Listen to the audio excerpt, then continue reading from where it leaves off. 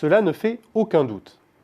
Avec l'explosion du numérique, vous aurez tôt ou tard à composer avec la concurrence de plateformes.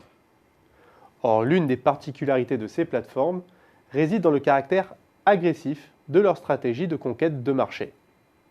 Pour schématiser, elles orchestrent souvent leurs offensives en deux temps.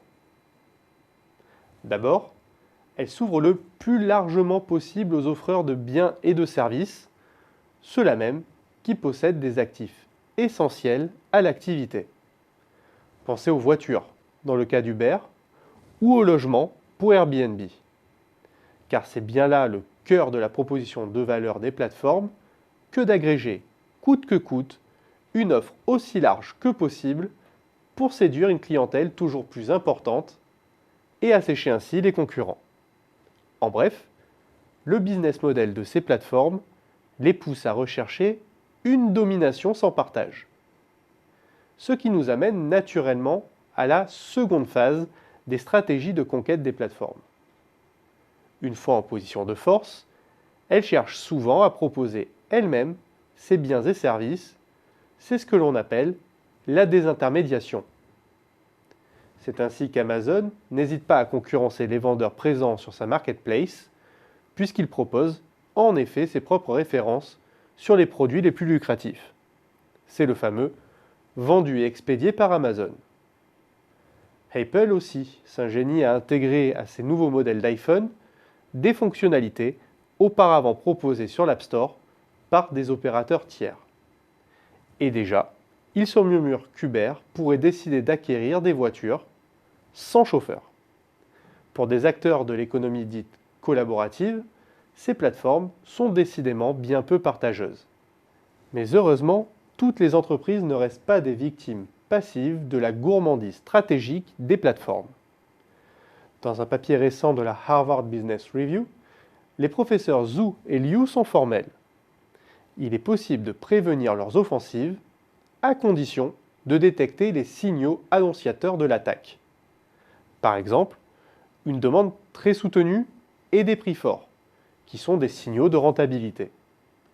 La présence de nombreux offreurs, signe de sources d'approvisionnement abondantes et disséminées, et par conséquent, d'un rapport de force favorable vis-à-vis des fabricants pour diminuer les coûts.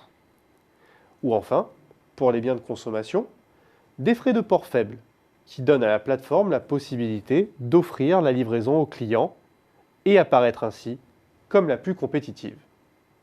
Mais détecter ces signaux ne suffit pas. Il faut désormais les mobiliser si on veut pouvoir non plus anticiper, mais bien prévenir l'attaque. 4 parades sont envisageables. Vous pouvez d'abord vous engager sur des prestations annexes avec la plateforme, telles que la délégation de la gestion de l'inventaire ou de la logistique. Et oui, elles sont autant de revenus complémentaires auxquels la plateforme devrait renoncer si elle venait à vous évincer.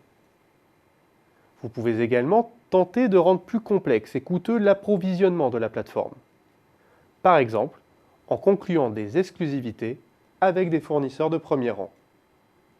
De même, produire soi-même ou agrémenter le produit de fonctionnalités exclusives, difficilement imitables, est un bouclier anti-attaque intéressant. Notez cependant qu'il n'empêchera pas une tentative de rachat hostile de la part de la plateforme.